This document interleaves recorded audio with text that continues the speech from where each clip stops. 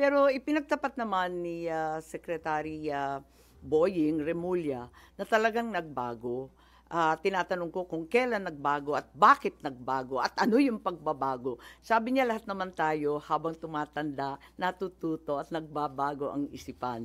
Yun lang ang pinaliwanag niya. Pero maliwanag na nagkaroon ng pagbabago. Kaya nga, may nagsasabi na yung Interpol bawal sa kanila mag-issue ng red notice pagkat may duda sila na political. Kaya ang pinalabas lamang nila ay yung diffusion para hindi sila sumabit kasi pinagbabawal ng sariling konstitusyon ng Interpol kapag political. Hindi masabi na may direct causality between the souring of relations and the change in the tone? Paulit-ulit sinasabi ni Secretary Boying Remulla na may konteksto ang lahat. At sa palagay ko maliwanag na may konteksto na talagang sumasabay sa alitan at pagwawalang tiwala ng dalawang panig itong mga pagbabago sa legal processes and our international stand, nagbago rin talaga. Ma'am, now that you finished or that you have your preliminary report, ano po yung nakikita yung legislation or are you planning a resolution for the Senate to take a certain stand? Ano po yung dulo nitong investigation? Well, ang dulo nito, maliwanagan tayo dito sa ICC. Yung iba nagsasabi na baka dapat ibalik na naman sa NBI at wag daw sa Philippine Center for Transnational Crime ang ugnayan sa Interpol. So may mga recommendations in policy, yun naman talaga ang ating pakay in aid of legislation. At alam din natin na hindi pa tapos to kasi may mga warrant pa na ilalabas. Alam natin na may 5 ng narinig tayo na laman nung ikalawang warrant na mula sa ICC. Kung tama ba ang proseso, or kung hindi tama ang proseso, hindi na dapat maulit. So, importante yon. At syempre, yung mga OFW natin na nasa ibang bansa, nanganganib talaga at natatakot kung dito mismo sa sariling bansa, natatangay ang isang dating Pangulo na may edad na at may sakit. Paano pa raw sila? Kaya nais nilang malaman kung ganon na pinaglalaban natin yung mga na peperwisyo, na ko-convict pa sa ibang bansa, pinaglalaban natin na makauwi, paano ba ang sitwasyon ni Presidente?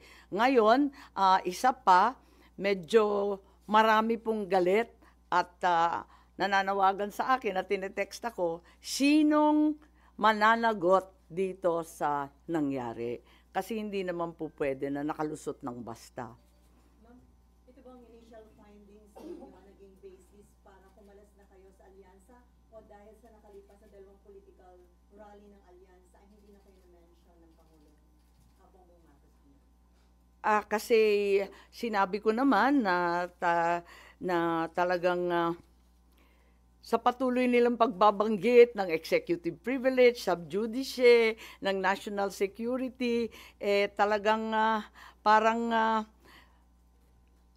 mistulang nagtatago ang ating gobyerno ng mahahalagang katotohanan.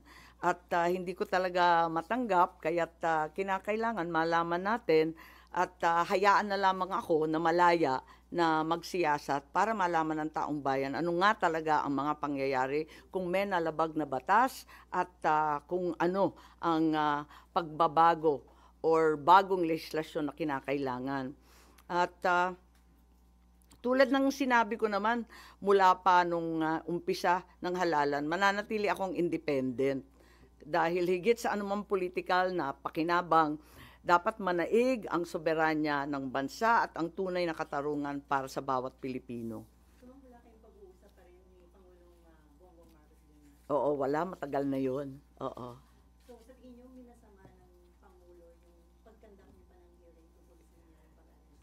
Parang ganun ang lumalabas na hindi ko naman maintindihan. Pagkat para sa akin, masyadong naging emosyonal, galit, at taranta ang taong bayan.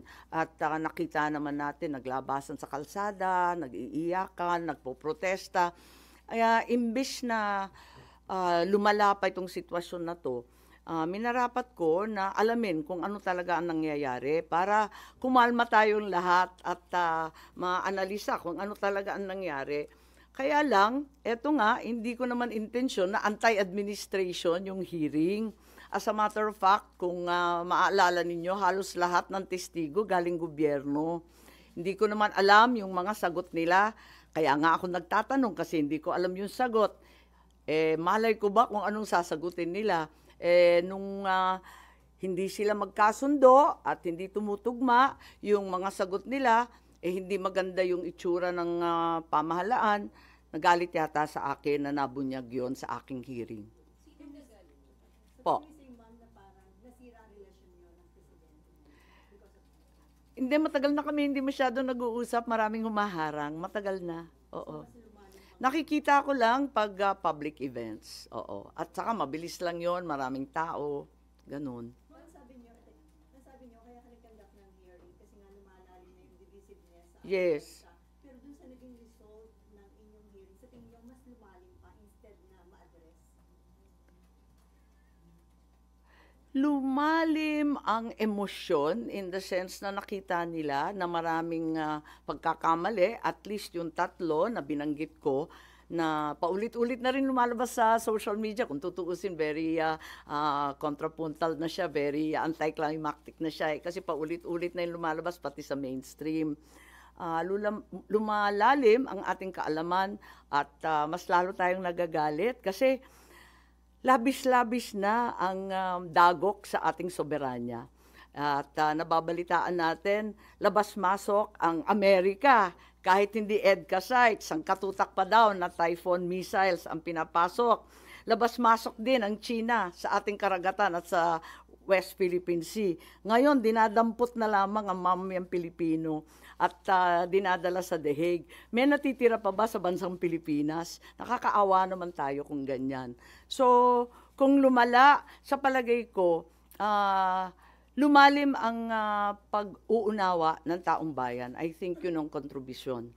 Kasi maski pro Duterte, pro Marcos, hindi na naging partisan, parang lahat medyo nagkaliwanag ng kaunti kahit papano. Ma'am, sino yung sinasabi niyo parang nagalit yata sa inyo nung hearing? Is it President Marcos? Yes. And you confirm this by, or you just feel it because you're a sister? Hindi kasi nung umpisa, sabi nila, hindi na daw makikilahok yung gobyerno. Pagkatapos noon, ang dami-dami ng testigo. Sabi ko, okay na. Ang dami-dami, nagpapadagdag pa nga sila ng pangalan, nagpadagdag pa nga sila ng upuan, kinapos pa nga tayo ng pagkain. Nandain nila 3 kwarto tayo, di ba? Tapos, akala ko, prepared na prepared. Sabi ko, ayos to. Nagulat naman ako nung nagalit na nga kasi nga siguro hindi nagkakasundo yung mga sagot, hindi tumutugma. Hindi ko nakasalanan yun. Malay ko ba kung anong isasagot nila? Ngayon, paano nagalit? Kasi naalanganin na ako, hindi ako napunta. Gusto ko pa naman, over-prepared na nga ako pumunta doon sa Tacloban rally. Hindi ako pumunta. Tapos, mabuti na lang pala hindi ako pumunta at hindi na ako binanggit. Kaya ako nalaman. Ma'am, hindi. Sa Cavite and Laguna ka lang man hindi binanggit. Sa Tacloban, ma'am, nabanggit pa. Nabanggit pa. Ganon. Mali. O di So, ma'am, a-attend po pala sa Tacloban? nabanggit pa po. Ay, gano'n. Hindi ko na maalala. Sa totoo lang, hindi ko masyadong tinututukan yung kampanya. Nandito ako sa investigasyon. Parang naisang tabi na, nakatutok talaga ako dito para malaman kung ano pa. Ma'am, yung hindi pagbanggit ng Pangulo sa inyo last Mm. campaigns, Cavite, Laguna, you take it as mukhang masama loob sa inyo? Yeah, okay lang. Walang problema. Kasi nga sabi ko, nakatutok naman ako dito. Hindi naman na eleksyon, kampanya, politika ang pinaka-importante. Nangingibabaw sa akin itong mga dagok sa ating kalayaan, sa ating soberanya. Hindi ko kaya to Talagang ipaglalaban ko yan Yung pag hindi yung hindi binanggit, pagkatapos sabi 11 na lamang ang kanilang kandidato, wag na tayo magpahirapan ng katawan. Sabi ko, kakalas na muna ako kung nahihirapan kayo. Mas madali naman ganun, okay lang sa akin, walang problema. May offer bang PDP laban, ma'am, para i-adapt kayo? Ang sabi may nag-aampon, hindi ko masyadong pinapansin eh. Kinakarir namin to eh. Naduling-duling na nga kami kagabi eh. Just in case open kayo, ma'am, kung sakaling adapt kayo ng PDP na. Alam niyo maganda naman yung libre, di ba? Yung malaya. So, mula sa poll, sinabi ko, independent ako. Pero yun nga, dun sa lawag, syempre, yung anak ko nagmamaktol. Bakit hindi ako pupunta? Di pumunta ako, ganun. Tapos may mga kaibigan, pumupunta. Noon pa naman eh, hindi naman ako present sa lahat ng lugar. Oo. Sa Carmen Davao, absent ako doon. Ayun. Tsaka sa Dumaguete yata, ewan ko, saan ko ba hindi masyadong pinuntahan. Pero wala nakikipag-usap right now sa inyo, ma'am, para mag-offer na. Wala naman. Siguro, nabunutan rin sila ng tinik na sabi ko, kakalas na lang ako para simple at klaro. Parang maliwanag na maliwanag. Mabalik ko lang po kay former President Duterte. Is it your conclusion as chairperson of the Foreign Relations Committee that what happened was extraordinary rendition? Hindi pa tayo maabot doon. Yung binasa ko 3 pa lang, preliminary finding pa lang to, na talagang walang obligasyon ang Pilipinas na iaresto si dating Pangulo, na yung ating pamahalaan ang determinado na lumahok doon sa pag-aresto ni Presidente Duterte at ikatlo na nalabag ang ilang karapatan ni Presidente Duterte sa ilalim ng Saligang Batas ng Pilipinas. Ma'am, hindi totoong biglaan, pinagplanuhan siya. Yun ang inyong conclusion, pinagplanuhan. At tinitignan pa namin yung dates kung kailan nag-umpisa kasi walang kaliwanagan. At paiba-iba nga yung version. May lumabas nga na nagulat din ako yung March 12 lang yung DOJ, kung bakit ganun. Tapos na ang lahat, tsaka lang pala natanggap ng DOJ. Ma'am, kasi yun yung claim ni Vice President Sara na it was an extraordinary rendition. So, ma'am, ano yung nakikita yung grounds for it to be considered as extraordinary? Wala pa kami dun eh. Inaalam pa lang natin kasi nga preliminary pa lang to. Tinitignan ko pa lang dahil ang taas pala ng interest di ko akalain na ganun kadaming manunood. Tanong ko lang po ayaw niya bang manalo? Bakit niya makakala sa administration at this point? Oo nga, sabi nga suicide bomber nga daw ako eh. Parang lagi nila pinagmamalaki yung kanilang machinery. So why do this now? Because it's more important to me. May bagay na mas mahalaga sa politika. May bagay na mas mahalaga kaysa sa kampanya at panalo. Anong ibig sabihin ng senador na walang bansa? May kahulugan ba yun? Pero hindi yung indication na mas matimbang ang mga Duterte kaysa Marcos sa inyo. Palagay ko, lampas-lampas na to sa Duterte at Marcos. Ang pinag-uusapan na dito, yung soberanya ng ating bansa. Mabigat na to eh. Ibang usapan na to. Kung ano-ano nang dagok ang nangyayari. Eto nga, yung mga EDCA sites, yung mga Typhoon missiles, yung sangkatutak na banggaan, kuno, dyan sa West Philippine Sea. Ano lang matitira sa atin? Pati yung mamamayan, dinadampot na lamang at naging probinsya na tayo ng dahig. Ma'am, sabi ni Senate President Escudero, hindi daw na-compromise yung sovereignty ng bansa dun sa pag-arrest at pag-surrender kay Digong sa ICC. Kasi sabi niya, under existing laws, yung daw mga akusado ng crimes against humanity ay pwede talaga ireklamo sa ICC. And then, Pilipino at hindi dayuhan yung nag-file ng kaso sa ICC. And then, wala pa rin daw kaso dito si Duterte. So, walang local court ang naagawan ng jurisdiction dun sa pag-surrender kay Duterte. Wala rito si Senate President Cheese, hindi ako makikipagdebate na wala siya. Ba't naninindigan kayo na na-compromise yung sovereignty? Yes, very clearly. Sorry, sabi niyo, may mas mahalaga kaysa sa kampanya at panalo. So you're willing na matalo dahil sa pakikipaglaban niyo dito sa ICC arrest ni Pangulo? Di naman ako matatalo. May kandidato bang matatalo? Siyempre, lahat ng kandidato naniniwalang mananalo. Mas maraming Pilipinong nakikinig sa katotohanan kaysa sa kabulastugan. Kaya naninindigan ako na kinakailangan ipaglaban at tayuan. Ang mali ay mali, ang tama ay tama, ang batas ay dapat mangibabaw sa lahat. But you admit, ma'am, or do you feel na naapektuhan yung kandidatura niyo dahil sa Baliktad yata. Ramdam ko baliktad. Ano pong ramdam niyo? Kasi maraming tao na hindi naman masasabing pro-Duterte, hindi naman sasabihin na anti-Marcos, na nagalit sa pangyayari. And you feel that will help your candidacy, ma'am? Hindi ako nag-imbestiga para mangampanya, para sumikat. Labis-labis na nga yung sikat namin. Yung apelyido ko nakakasindak eh. So what you will not make it part of your campaign messaging or magiging campaign issue niyo po itong arrest? Hindi naman ako nag-imbestiga para magpasikat or ma-endorso or maging bahagi ng ibang partido. Nag-imbestiga ako para malaman kung ano talaga ang nangyari at kung talagang nasunod ang batas ng Pilipinas, kung talagang kaya natin tayuan ang ating soberanya at kalayaan. So may nakikita na po ba kayo so far kung sino yung dapat managot and anong violation? Yun nga ang tinatanong ng lahat, sino daw kakasuhan. At yun pa ang inaalam natin. Kaya nga maraming nagsasabi, bitin, dapat magka-second hearing. Sabi ko, basta makaproduce tayo ng testigo. Kasi kung hindi naman malaman at makatotohanan, ano naman uusapan natin. Maraming lihim. Ang maliwanag, malabo. Yun talaga, napakaliwanag sa lahat na ito. Maraming kinukuble, maraming pinagtatakpan, maraming hindi totoo. At marami tayong dapat siyasatin. But sa ganong level, ma'am, ng usapin, paano po yun? Cabinet Secretary level po ba yung dapat managot? Ano po yung Hindi ko alam. Tulad ninyo, alam ko lang ang rineport ko at sa ngayon, hindi pa maliwanag talaga. Ang daming loose ends, ang daming butas, ang daming malabo. Ano po pong lalaman ng second hearing po? If you get witnesses, then what will...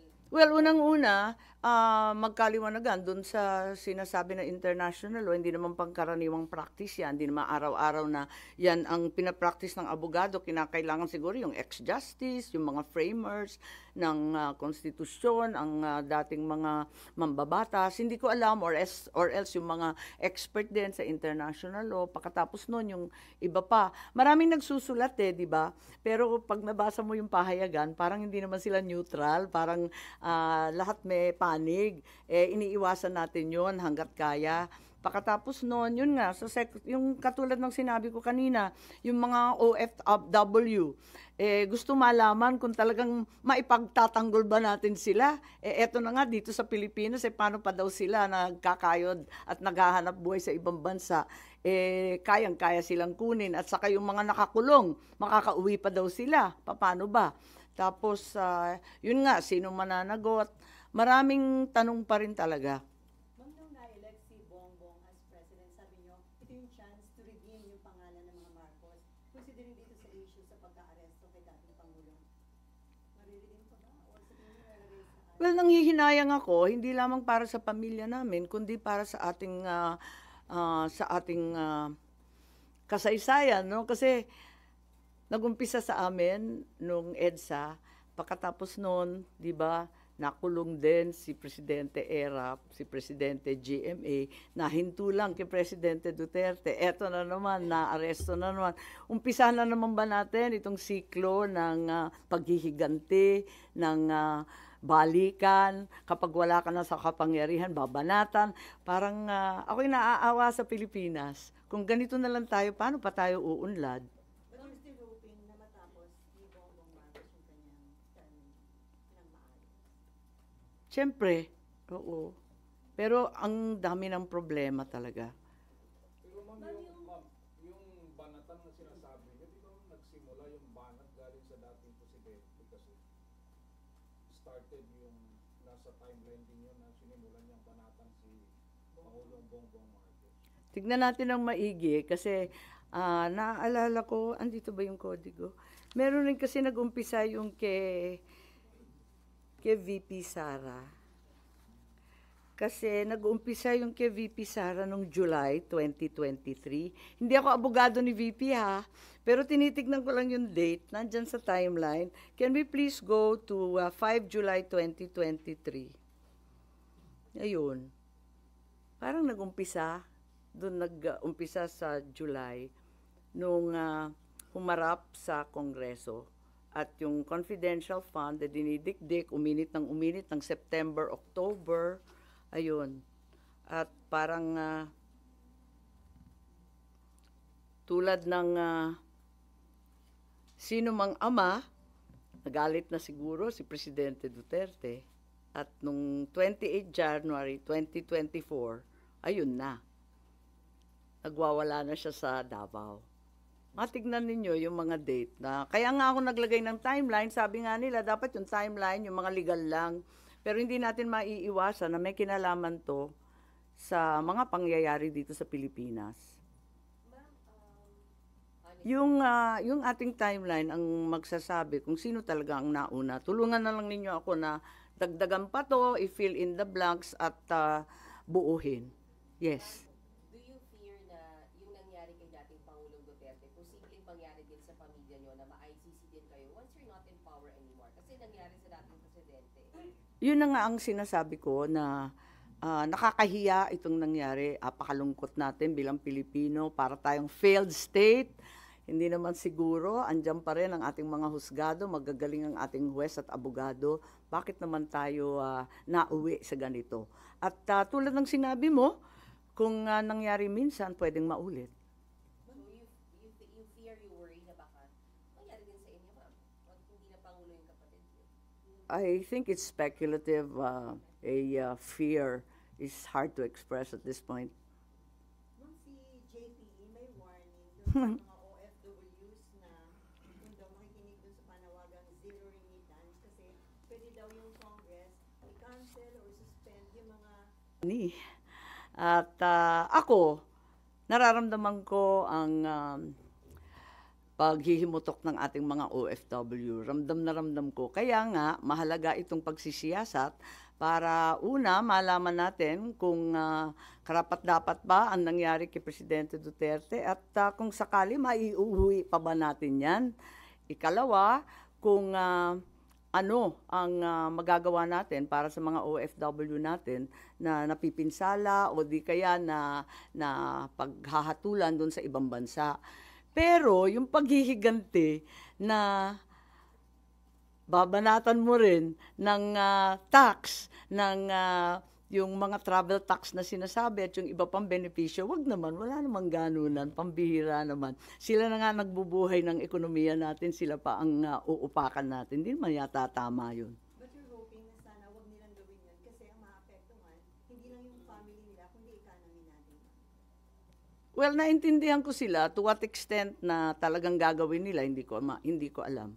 Pero malaking tulong sila sa ating ekonomiya. Sila talaga nagpapalutang na napakaraming pamilya rito, lalong-lalo na sa Ilocos. Kaya alam na alam ko yan. So against kayo doon sa possibility na i-suspend yung mga incentives nila. Wag naman. Walang ganyanan. Oo. Baka mainta ulo. Ma'am, sabi po ninyo, meron pa pong next hearing malamang. Hindi ko pa sure kasi nga nagbubunga kami ng testigo. Kung sakali, agad-agad sasabihan ko kayo. Pero ma'am, kung magkaroon, do you expect na mag-cooperate or may magpugot pa kayo from the executive side particularly? Hindi ko nga alam kasi marami nga nagsasabi, nagalit, bakit nagkaganon. Abay, hindi ko naman sinasadya, hindi naman anti-administration. Inimbita ko nga, puro gobyerno. Halos wala ng testigo yung kabila. Kung hindi pa nag-video call si VP Sara, wala na yung kabila, sa totoo lang. Kaya't yun nga, sana lumahok pa rin sila, sana bigyan pa tayo ng linaw at maisaayos natin ang mga datos at yung mga pangyayari. May binanggit kayo, ma'am, na 5 forthcoming warrant. Oo, ang balita, di ba, yung haka-haka, yung mga kapulisan to, si Senator Bato, Albayalde, di ba? Yung, Leonardo Danao, sino isa? Kalimutan ko.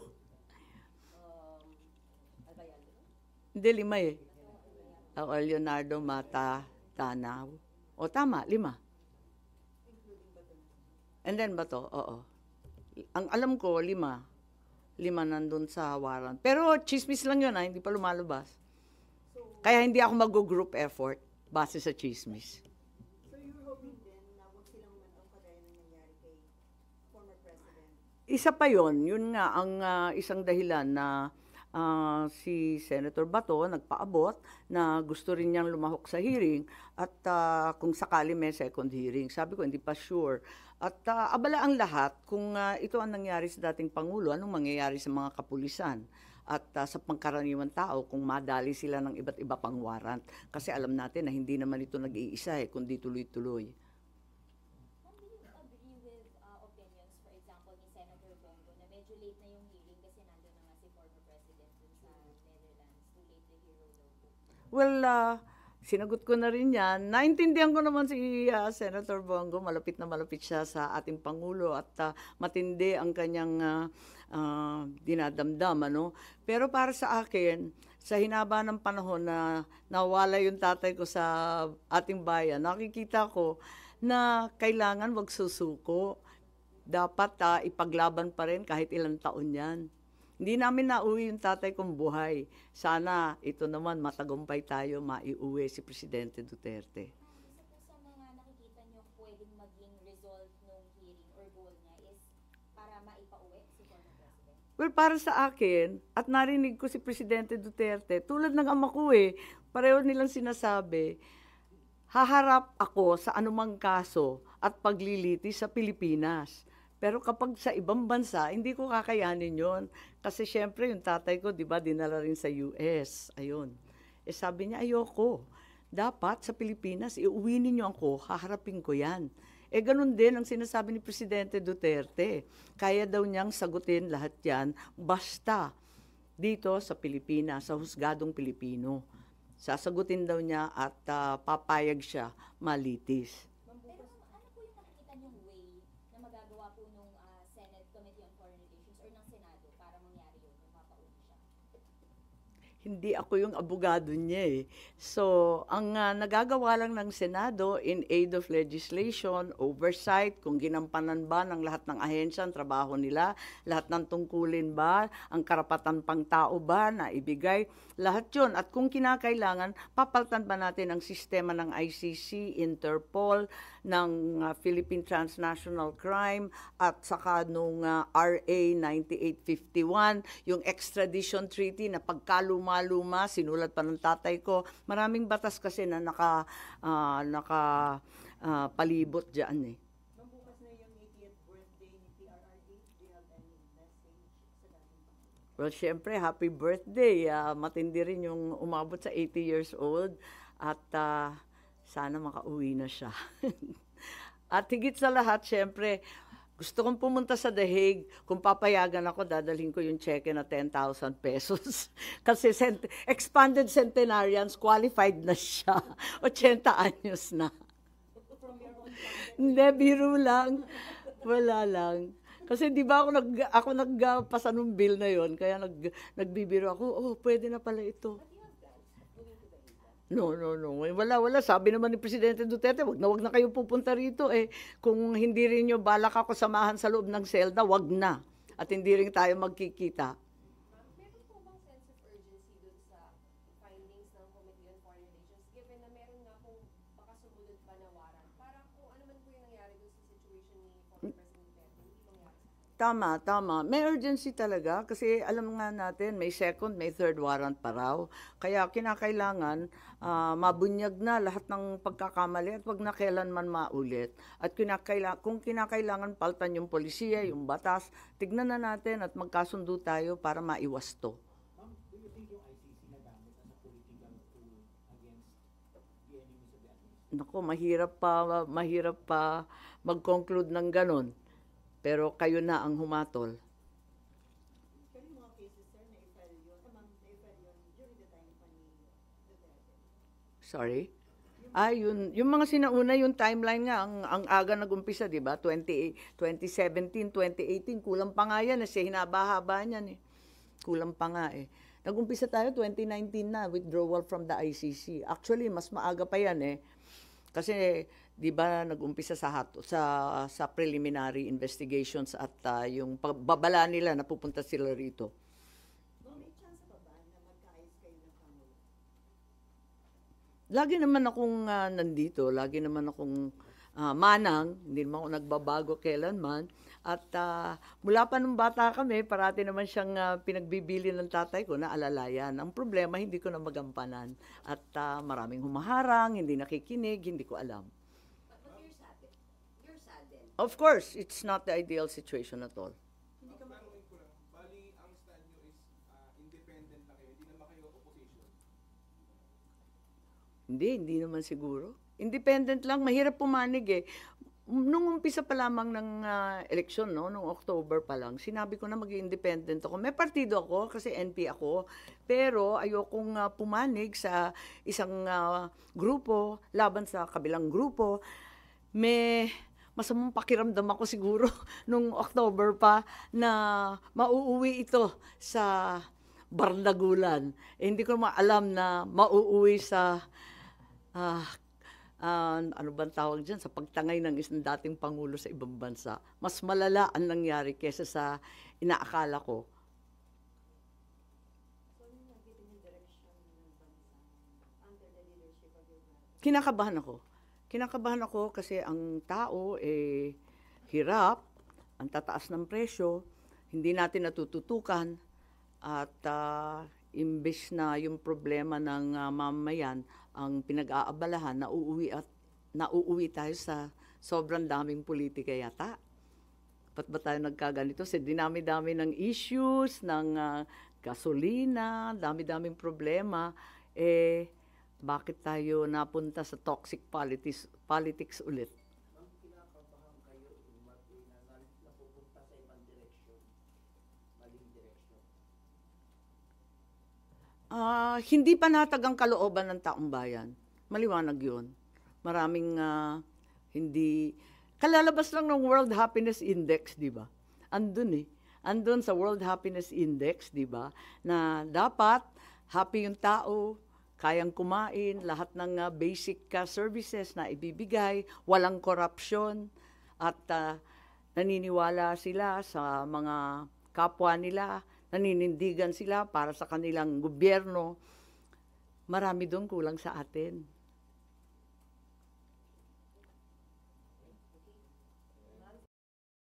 Okay lang kasi palagay ko sila rin nahihirapan. Pag hindi ako sisipot, tapos na-announce na nila na 11 lang, tapos hindi na binabanggit yung pangalan ko, para wag nang nag-aalanganin. Mas klaro, di ba? Alam mo naman ako, in your face. Hindi ko nga alam kung paano ako naging politiko, masyado akong prangka. Okay kayo kung ipalit sa inyo si Kiko Pangilinan sa alyansa? May mga ganun din palapakan. Oo nga, nakita ko nga, pero ang alam ko, yung alam din ninyo, yung nabasa ninyo, yun din lang ang nabasa ko, yung Kiko Bam, pinagpalit sa amin ni Camille. Yun ang nabasa ko, hindi ko alam kung totoo o hindi, pero maraming haka-haka. Baka yun naman, oh. Kung meron na kayong napag-usapan ni Hong Camille na baka Wala. Actually, I saw her dad yesterday. Wala namang binanggit. Tinatanong ko, may direktiba ba ang NP? Sabi nila, wala. Yung NP kasi, chill kasi na kwan yun na partido. Hindi masyadong nakikialam. So, hindi pa kami nag-uusap ni Camille. Pero ang sabi sa dyaryo, sumipot daw si Camille doon sa meeting nung 24 ba yun? Oo, di ba? Sabi doon sa interview na pumunta daw si Camille. Wala kayong communication with the Villar family? Kasi tinatanong ko kung may direktiba, hindi, sabi niya, yung paniniwala mo, yung paninindigan mo, ganun naman kasi sa NP. Kasi iba-iba rin yung mga lokal, marami kaming lokal marami kaming congressman, mayor, governor. Iba-iba naman yung kanilang stand, kaya hindi masyadong pinapakialaman.